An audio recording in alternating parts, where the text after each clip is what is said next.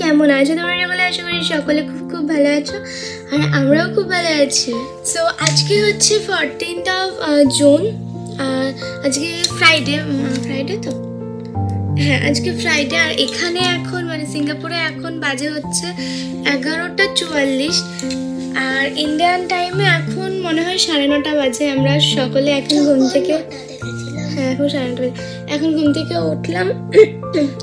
যদিও কালকে রাতে অনেক রাতে ঘুমিয়েছে এখানকার টাইম অনুযায়ী, তখন 2 কি 3টে বেজে গেছিলো। তো তোমাদের দাদাভাই বেরিয়ে আমার গলাটা পুরোটাই বসে গেছে, প্লিজ ইগনোর করো এটাকে। আমাদের হোটেলের যে মানে রুলস যেটা, ব্রেকফাস্ট হচ্ছে ভোর 6টা থেকে 10টা অবধি। ভোর 6টা এখানকার 6টা থেকে 10টা অবধি, মানে আমাদের ইন্ডিয়ান টাইমে 6টা মানে হচ্ছে 4টের থেকে ওই 8টা অবধি। বাট কালকে রাতে তো অনেক ঘুমিয়ে যায়। এখানে টাইমের সাথে মানে শরীর মেলানো খুবই একটা টাফ বিষয়, এরকম হট করে এসে, তো সেই জন্যই ঘুম থেকে উঠতে পারিনি আর সেই টাইমেও যেতে পারিনি। তো তোমাদের দাদাভাই এখন বেরিয়েছে ব্রেকফাস্ট কিছু মানে নিয়ে আসার জন্য। তো ব্রেকফাস্ট করে ফ্রেশ হয়ে তারপর আজকে ইচ্ছা আছে যাওয়ার হচ্ছে গার্ডেন বাই দ্য বে, তারপরে ক্লার্ক কোয়ারি, এগুলোতে যাওয়ার ইচ্ছা আছে। দেখি কতটা কি সম্ভব হয়, কারণ যেহেতু তোমরা জানো যেহেতু আমরা হচ্ছে পুরোটাই নিজেরা প্ল্যান করে করছি, কোনো এজেন্সি বা কোনো কিছুর থেকে কোনো কিছু করাচ্ছি না। কারণ এই টাইমে হচ্ছে আমরা চেয়েছিলাম একটু টাইম নিয়ে যাব আর একটু আস্তে আস্তে নিজেদের মতো করে ঘুরবো। কোনো এজেন্সি নিলে কি হয় মানে খুব তাড়াহুড়ো করা হয়, মানে একদম সকালবেলা একটা টাইম দেবে সেই টাইমে রেডি হয়ে খাওয়া দাওয়া করে, সেটা পসিবল না এখন। সেই জন্যই আর কি নিজেরা যেহেতু করছি তাই একটু টাইম হচ্ছে বা একটু মিসম্যাচ হচ্ছে সব কিছু টাইমের সাথে। তো যাই হোক, চলো আজকে সারাটা দিন কী করবো তোমাদের সাথে অবশ্যই শেয়ার করবো, আর ভিডিওটা দেখতে থাকো আর সাথে থাকো। আর ঘুম থেকে উঠেই আমাদের ফার্স্ট ভিউটা দেখো কত সুন্দর। এটা যদিও বা আগের ভিডিওতে তোমাদের সাথে আমি রুম টুরের ভিডিওটা দেখিয়েছি, তবুও সেটা হচ্ছে অন্য টাইমে এসে। বাট আজকে ঘুম থেকে উঠে এরকম একটা সুন্দর সিটি ভিউ মানে জাস্ট দুর্দান্ত লাগছে। আর আমাদের হোটেল রুম থেকে দেখো দেখা যাচ্ছে ওই যে গার্ডেন বাই দ্য বে, যেটাতে আমরা আজকে যাব। আর ওই সাইডেই হচ্ছে মেরিনা বে টাও আছে, বাট ওটা দেখা যাচ্ছে না, ওটা বিল্ডিং এর পেছনে পড়ে গেছে। আর এই দেখো এখন হচ্ছে সুইমিং পুল পুরো ফাঁকা, যে 2জন রয়েছে। আর গতকাল রাত্রিবেলা আমরা গিয়েছিলাম, তখন 9:30 বেজে গেছিলো, 9:30, 10টা, 11টা এরকম টাইমে গেছিলাম। আর এখানকার পরিবেশটা দেখো এত সুন্দর। মানে সিঙ্গাপুর এরিয়াটা যে একদম ছোট মানে একদম কম এরিয়ার মধ্যে সেটা সবাই জানো, তাও কি সুন্দর নিট অ্যান্ড ক্লিন করে রাখা। মানে বাইরে কোথাও ঘুরতে গেলে সব থেকে বেশি ভালো যেটা লাগে এই নিট অ্যান্ড ক্লিন, এই রোডগুলো দেখে আমার তো ভীষণ ভালো লাগে। এই দেখো, তো চলো তোমাদের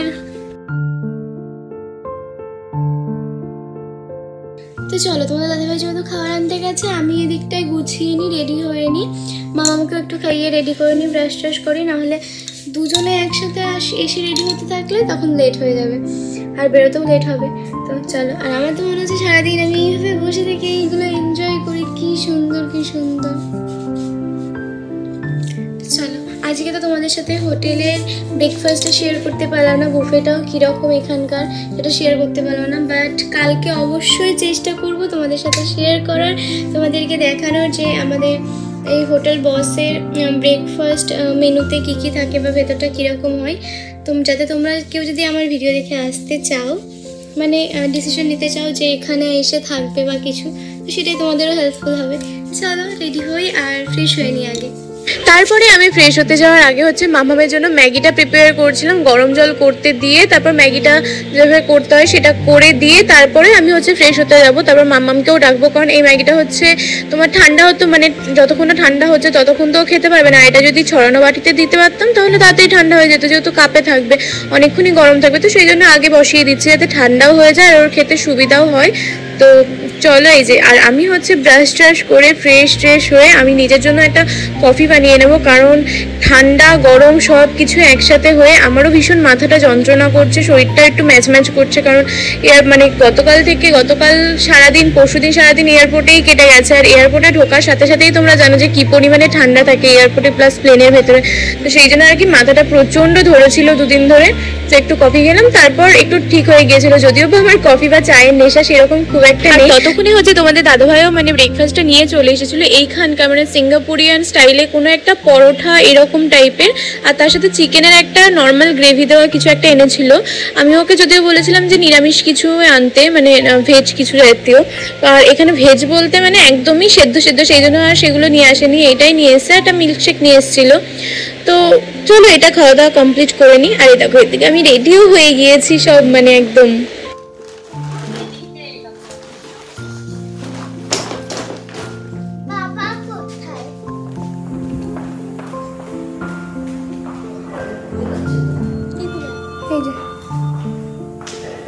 কার্ডস ফাইল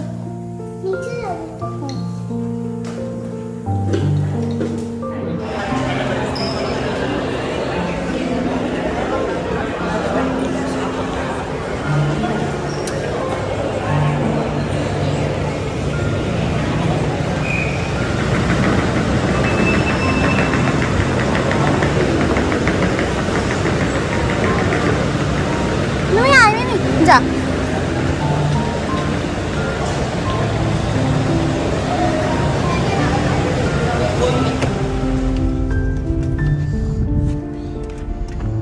আজকে কিন্তু বাইরের ওয়েদারটা কালকের থেকে ভুলে গেছো।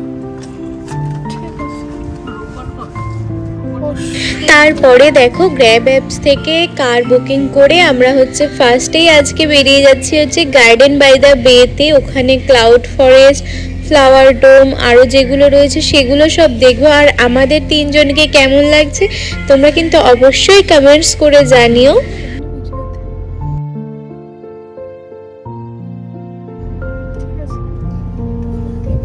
তো চলো গার্ডেন বাই দ্য বেতে যাওয়ার আগে এই রোডগুলো দেখতে দেখতে সাইডে যে সমস্ত বিল্ডিং রয়েছে আরও যেগুলো রয়েছে সেগুলো, সেই ভিউগুলো এনজয় করতে করতে এখন যাওয়া যাক তাহলে।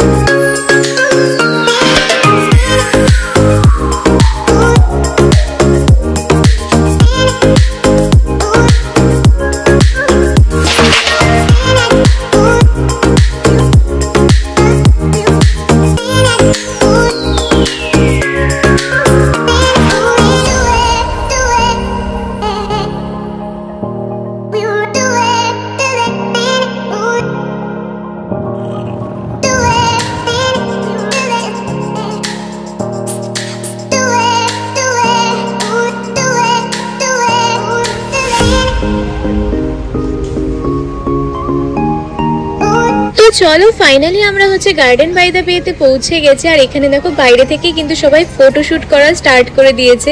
জানি না এখনো ভেতরটা কতটা সুন্দর হবে কি না হবে, ছবি ভিডিওতে তো দেখেছি ভীষণ সুন্দর।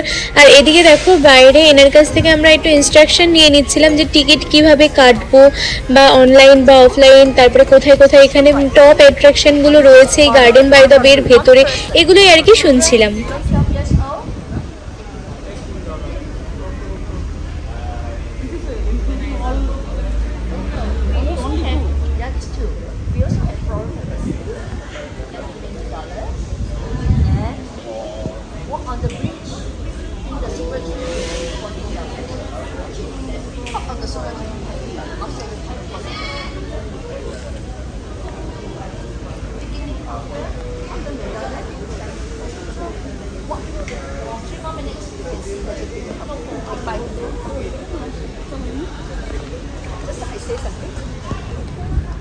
তো চলো, তোমরা তো দেখলেই যে আমরা দুজনে মিলে ওনার কাছ থেকে পুরোটা ইনস্ট্রাকশন নিয়ে নিলাম কোথায় কি আছে না আছে।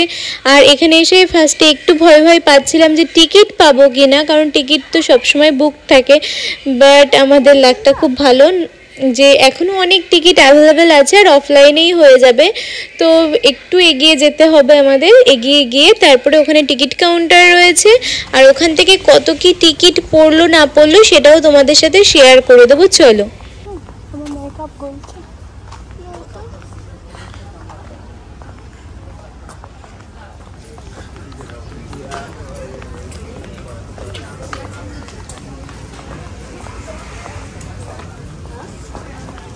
আমরা পাহাড়ে গেলে যেমন মেঘে কিছু দেখা যায় না, এই ক্লাউড ফরেস্টে আর্টিফিশিয়াল ভাবে ওরকম। হ্যাঁ, এই যে টিকিট কাউন্টার। চলো তাহলে ভেতরে গিয়ে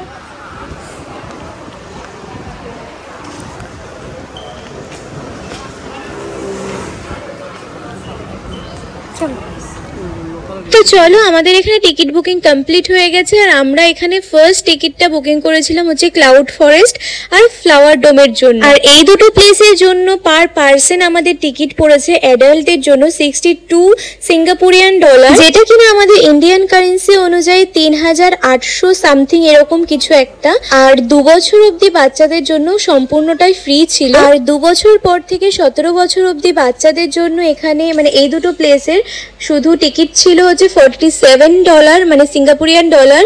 আমাদের ইন্ডিয়ান কারেন্সি অনুযায়ী সেটা হচ্ছে 2800 সামথিং এরকম কিছু। আমরা যেই সময়ে ঘুরতে গেছিলাম মানে 12ই জুন 2024, সেই সময়ে সিঙ্গাপুরিয়ান ডলার থেকে ইন্ডিয়ান কারেন্সির যে রেটটা চলছিল সেটা হচ্ছে 61 টাকা = 1 সিঙ্গাপুরিয়ান ডলার। আর আমি এখন যখন এডিটিং করছি এটা হচ্ছে জুলাই মাস পড়ে গেছে, এখন সিঙ্গাপুরিয়ান ডলার হচ্ছে $1 হচ্ছে ইন্ডিয়ান কারেন্সি অনুযায়ী 62 টাকা হয়ে গেছে।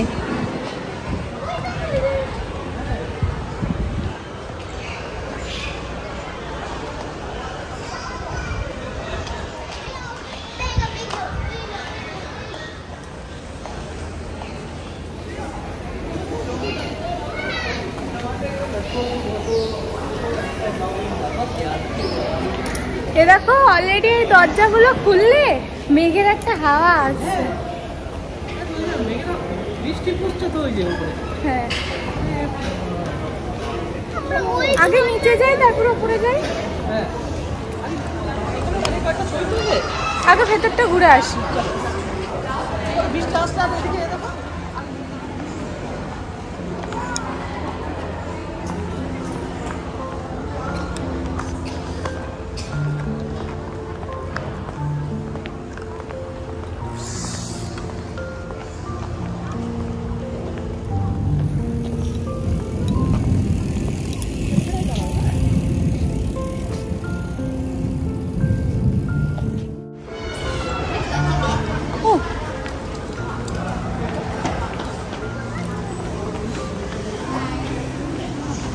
Wow.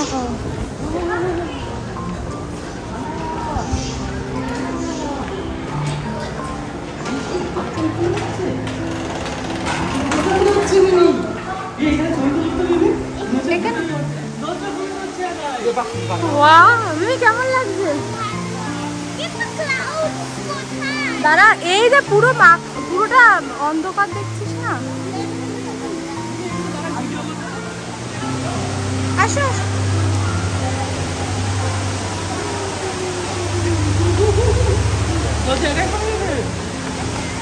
আর এখানে দেখো, তোমরা তো দেখলেই যে এখানে উইন্ডোগুলো, ডোরগুলো সব কিছু সেন্সারে ওপেন হচ্ছে।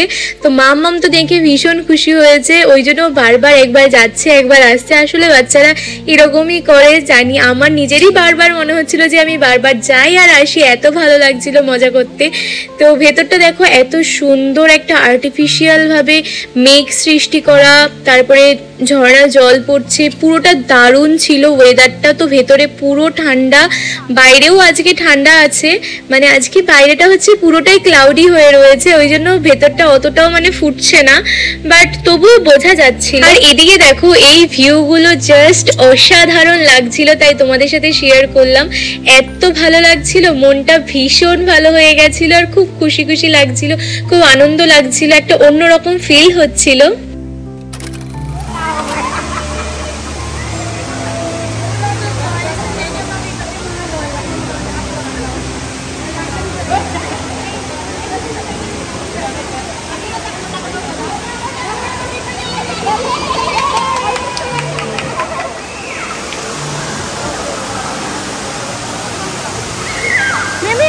হাত ধরো একটু, এখানটা পিছল, চলো ভেতরে যাই।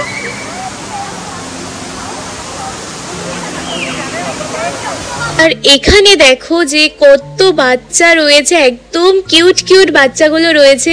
অ্যাকচুয়ালি কি বলতো, আমরা ইন্ডিয়ানরা ভাবি যে একদম ছোট বাচ্চা ক্যারি করা খুব কষ্টের। হ্যাঁ, অবশ্যই কষ্টের, সেটা তো আমরা জানি, কিন্তু তবুও মানে আমরা ভাবি যে একদম ছোট বাচ্চা নিয়ে কোথাও ঘুরতে যাওয়া যাবে না, বা কিছু এগুলো করা যাবে না, ওগুলো করা যাবে না। বাট বাইরে কোথাও ঘুরতে গেলে সেটা দেখা যায় যে কত মানুষ হচ্ছে ছোট্ট ছোট্ট বাচ্চা নিয়ে ঘুরে বেড়ায়। এমনকি প্রেগনেন্সি টাইমেও হচ্ছে তারা পুরো প্রেগনেন্সি টাইমটাকে এনজয় করে, কত জায়গায় ঘুরে বেড়ায়, মানে বেবি মুন যেটাকে আমরা নিজেরাও এসেছি, যাই হোক অনেকটা সাহস করে। তো এগুলো দেখে খুব ভালো লাগছিল। আর একদম এত কিউট কিউট চাইনিজ বেবিগুলো ছিল না, মানে সত্যি মনে হচ্ছিল ধরে চটকাই, এত কিউট কিউট ছিল।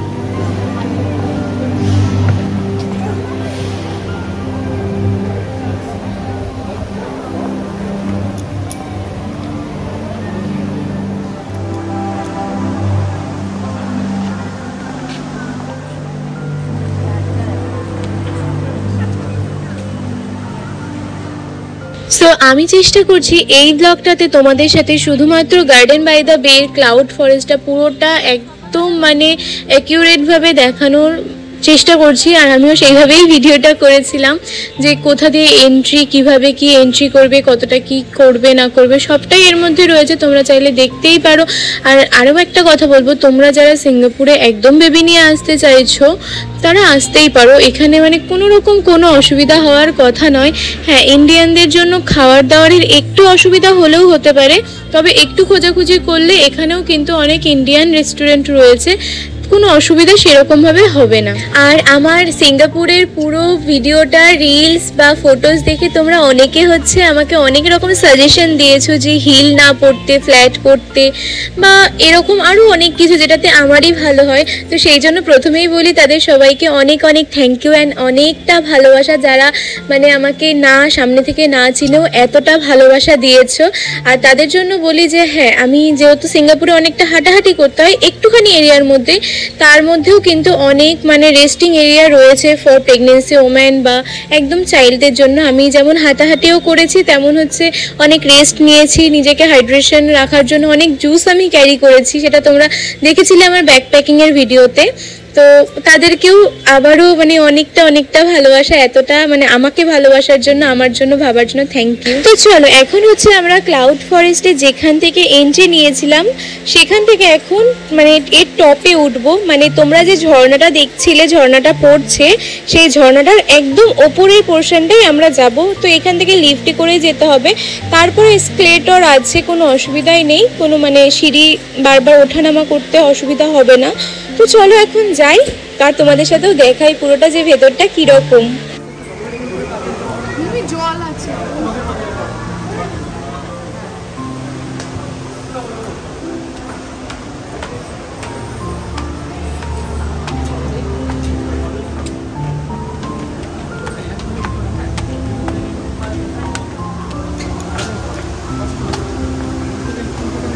নামার সময় দিয়েই নামবো।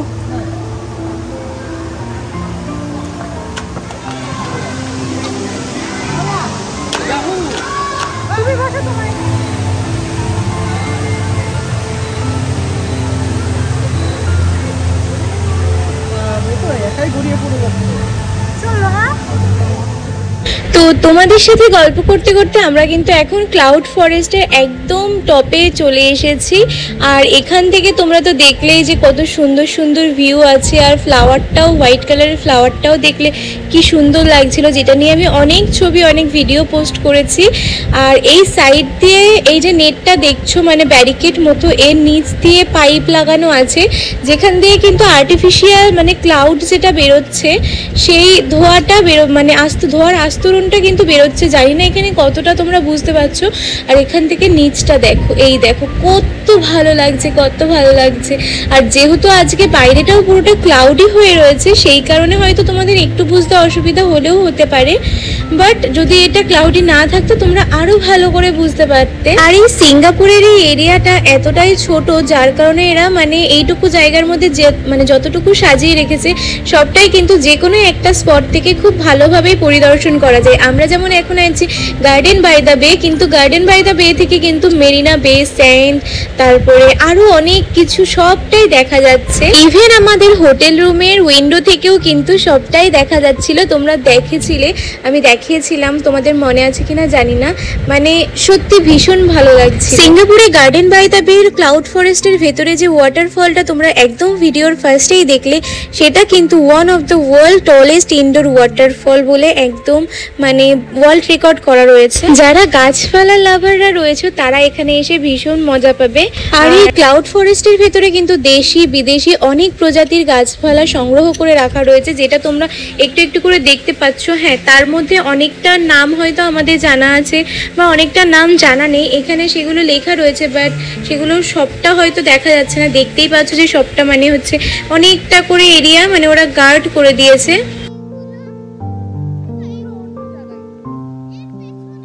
তো চলো, যেই রোডটা ধরে আমরা আস্তে আস্তে করে ওপরের দিকে উঠে এসেছিলাম, এখন সেই রোডটা ধরে আস্তে আস্তে করে আমরা নিচের দিকে চলে যাব। আর নিচে কিছু কিছু জিনিস আছে, সেগুলো দেখব।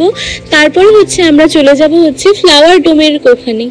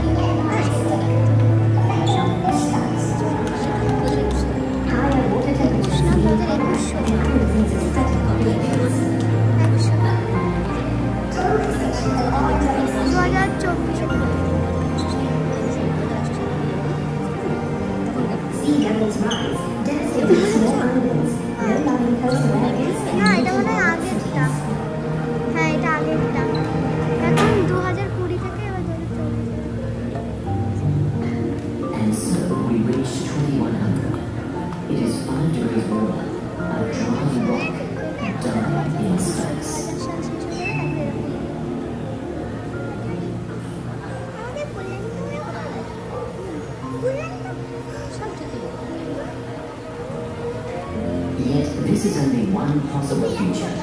If we act quickly, we can adapt our behavior and prevent all this from happening. Adapt our technology. Adapt our fun practices. Adapt our policies. Adapt our lifestyles.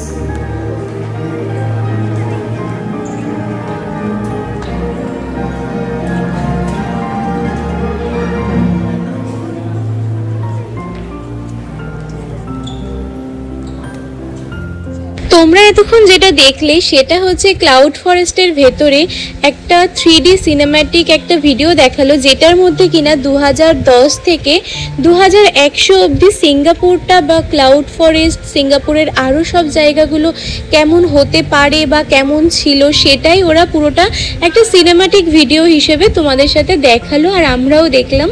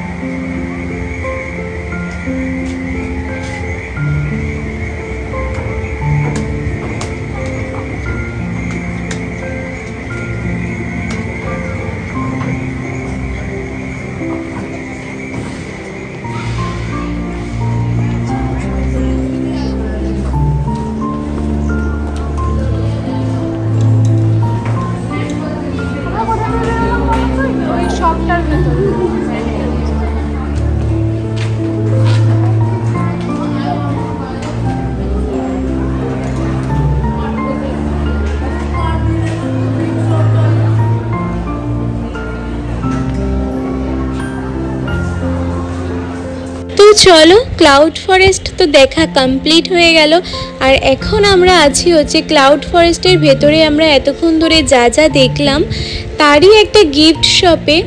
এই গিফট শপটায় এতক্ষণ যেগুলো দেখেছি প্রত্যেকটা জিনিসেরই গিফট রয়েছে, সেগুলো কোনো টুপি দিয়ে হোক বা কোনো জামা দিয়ে হোক বা ব্রেসলেট, তারপরে নেকলেস, সব কিছুর মধ্যে এতক্ষণ যা যা দেখেছি সেগুলোকেই তারা হচ্ছে ম্যাগনিফাইড করে এখানে এঁকে রেখেছে। তো চলো এখানে কি কি আছে সেগুলো একটু দেখাই, এরপরে আমরা কিন্তু ফ্লাওয়ার ডোমে চলে যাবো।